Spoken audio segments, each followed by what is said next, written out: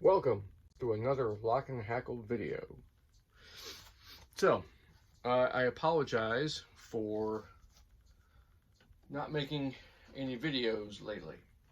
Things have been pretty hectic around here. Very hectic, as a matter of fact. It's the end of the school year. COVID, go 2 years and nobody gets COVID, and then all of a sudden, everybody gets COVID. My daughter, my wife, both shared COVID, so we kind of had to keep our little one, who is susceptible, away from them as much as possible. I'm okay. I haven't really had any symptoms other than like a head cold. That's about it. So, with that, life goes on. In the midst of all this, prior to the COVID, prior to everybody getting sick, a friend of mine came up and we went on a fly fishing adventure for a day up into the mountains. And to make a really convoluted story short, he ordered a pair of boots and he wasn't sure if they were going to be here on time or at his place. So while sitting in the car one day, I found a pair of boots on Amazon from a company, and I ordered them. They were less than $50 or something, or just at around that $50 mark. So I ordered them. They said they'd be there, and I ordered them like on Thursday. They should be there on Sunday. He was coming the following weekend. He really didn't know when his boots would arrive. So I said, well, here, I'll just buy these. If they last for the day, great.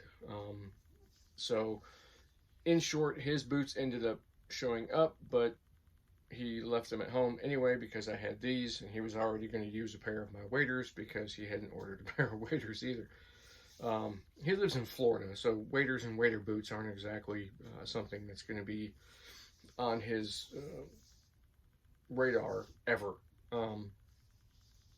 So let's get into the boots. These boots are made by a company called FrogToggs, if you can see the I think these are called the hellbender boot. I think these are a great entry level boot. Now my buddy wore these for about 8 hours in and out of the creek. Did some hiking up and down some terrain, in and out of the creek, on rocks, on sand, on your typical mountain stream environment. I would say these worked out pretty good. I asked him when we got done for the day how his feet felt, and he said actually they felt really good. They weren't sore. They seemed to be, for $50. Okay. The reason I'm keeping them, since he has his, I'm keeping these as a loaner pair of boots. These are a size 10, if I remember. Yes, these are a size 10. I wear a 9, so obviously I'm not going to be wearing these, but I often encounter people who want to go fly fishing but don't want to go out and buy all the gear. They may go out and buy a fly rod, or maybe I loan them a fly rod. So I've always said I need to get a pair of boots that I can loan someone that isn't going to break the bank, and these are those. Now, also, for someone who's a first-time fly fisherman, I did a video on the waders. If you are going to, buy the best, lowest priced waders you can afford. Avoid the big box stores. Try and find a reputable fly fishing brand like Orvis, Sims, and Patagonia. I would try Orvis first. Sims does make a pair for around 180, and I don't know about Patagonia. But wader boots can get pretty pricey. They can be really, really good, or they can be really, really bad. If you spend less than $60, $70 on a pair of boots, they may not last you very long. If you spend a whole lot of money on a pair of boots, those are probably going to last you a long time. I'm going to say these are the best beginner boot in that price market. Now, I did a review on my Sims tributary boot. I believe that's what it was. Those are excellent. Those are over the $100 mark. Not bad. Sims is a great company, well made. But if you're only going to need wader boots a few times a year, if you're not someone like me that does go out at least once a month up into the mountains hiking, trying to find those elusive wild rainbows, brook trout, and that kind of stuff. If you're going to be fishing a lot of stocked creeks, easy access creeks, ponds, rivers, places like that, this is the boot for you. This is the Hellbender by FrogToggs. Now these are a man-made material, kind of a pleather. I'm not really sure what they call it. Everything, now what's really nice is the construction of this boot. There's a lot of stitching though. That's my only concern about this, is there's a lot of stitching all over the boot, and that usually, those things start to go bad quickly, especially because they get rubbed by the rocks and getting in and out of the creek. So just be mindful of that. There's a lot of stitching on this boot. The toe, let's start at the front. The toe has this stitched rubber band around above the sole, but not against, goodness, above the sole and on the boot. I really don't know what this is holding together, but it is very rubbery and does seem to hold down all of this material to the sole. The sole has a hard section here, and then a very soft section, and then the felt. These are felt soled boots. So I believe they do make these in a hiker style with the rubber sole. With, I think you can attach the cleats to those. I told my buddy I was going to order these because they were felt, and I didn't want him to, slip and bust his rear end. So from the toe, you do have a toe cap. It is very small though. It only just comes over the toe, not further up. But you do have this secondary overlapping of material that goes up to the end of your arch of your foot, and this pleather material comes up through the buckles, supports the ankle around here, then comes to the heel, and then acts as a tub. It's around the bottom, such as this. We do have drain holes on the inside of the boot right here. Lots of them. Pretty much this entire piece from here to here has the drain holes, and they didn't hold water, which was nice, so they weren't very heavy. It is a very thin profile right here. It's a very breathable membrane. You do have a stitched in tongue. It's stitched up to here and then pliable up to here. The nice thing about these is the tongue is not very thick. I found that on a lot of your lower end hiking boots, wading boots, they put this really fat tongue material on the boot, and that makes lacing up the boot, once you get your foot in there, with your neoprene bootie and your gravel guard that's going to go over it, it tends to want to puff out like this, and then you don't have enough lace material to actually lace up the whole boot. So this is nice in the sense that they didn't put, like almost a ½ to inch thick tongue. I don't understand why they do that. You do have ample grab to slide the boot on your foot, which is nice. It doesn't have a heel kick though, but that is thick enough to use your other boot to push it off. You do have, they mimicked the front of the boot on the back of the boot, where you have this reinforcement rubber piece right here. So there is a lot of protection though. So from here to here, you do have a lot of impact resistant on the back of the boot. You have this rubber piece that's stitched in, as well as here. So you have, 2.5 inches of heel and toe protection. You've got their logo embossed in the side of the boot. They did well.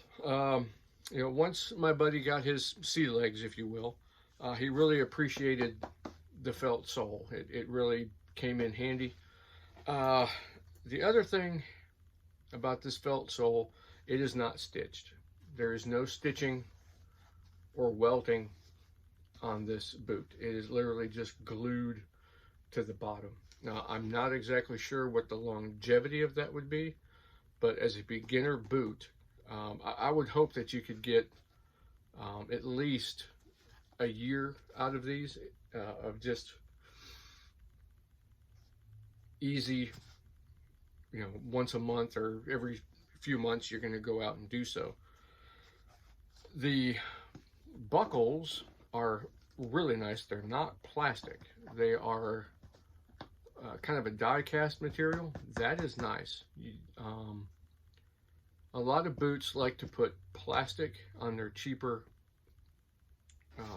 end boots. These are actually kind of a die-cast metal, so that's at least what it feels like. And then you have, these are closed buckles, and then 4 hook buckles on either side, 2 on this side, 2 on that side, for ease of sliding in and out. It does have an insole inside that's fixed. It's not very thick, but it is soft. It's very, very soft. He did say that these, so I have to give this review through his input. So he did say that these don't have a lot of bend in them. So that is good, for the simple fact that it won't put stress on the glue that is holding the material on the bottom, the felt. If it did flex a lot, that might compromise the glue. So these are pretty rigid. I don't know if these have a shank in them or not. I really don't. I don't have the box. I threw the box away. There was no paperwork to give you a description of what the boot was made or how it was made or anything like that. So this is 100% man-made material. There's no leather. It's all pleather. Obviously, you can see these have been used. They're dirty. And this is one day of really hard North Georgia mountain creek fishing that we did for one day. They seem to have done a pretty good job. Size 10. They were $50, $54 or something, no shipping. They did come off of Amazon. That's where I found them. Like I said, if we used them for one day and they fell apart, that's fine. We got our one day's use out of them, but I'm going to keep them and use these as loaner boots for somebody who might want to try going on a fly fishing trip with me. And they don't have a pair of boots. I do have extra waders, and I didn't have boots other than the ones in my size. So if they wore a 9.5, or if they wear a 10, 10.5 or something like that, I couldn't take them. So I'd be like, well, you have to find somebody else who has a pair of boots and borrow those, or, tell them to wear just a pair of regular boots that they have. If, we can try putting the neoprene bootie inside a hiking boot if it'll work, but it tends to not to do that. It's kind of uncomfortable. So this is the other shoe. Same wear and tear. Looks just fine. They did, like I said,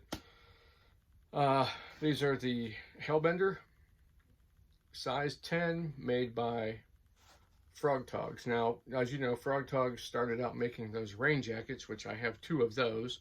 My wife and I used to keep them in our saddlebags on our motorcycles, and they worked. I don't know, some sort of paper-like material that was, I don't understand how it worked, but they're great rain jackets. I have 2 of them. Actually, here's one right here. This is my FrogTogg wading jacket right here. I guess I could do a review on that next. So yeah, FrogTogg Hellbender boots. Look them up if you're a first-time fly fisherman and you're wanting to get out and you don't want to get into your family's life savings to buy some fly fishing gear, but you want something that's pretty durable and will work. Give these a try. Again, I'm not endorsed by anybody.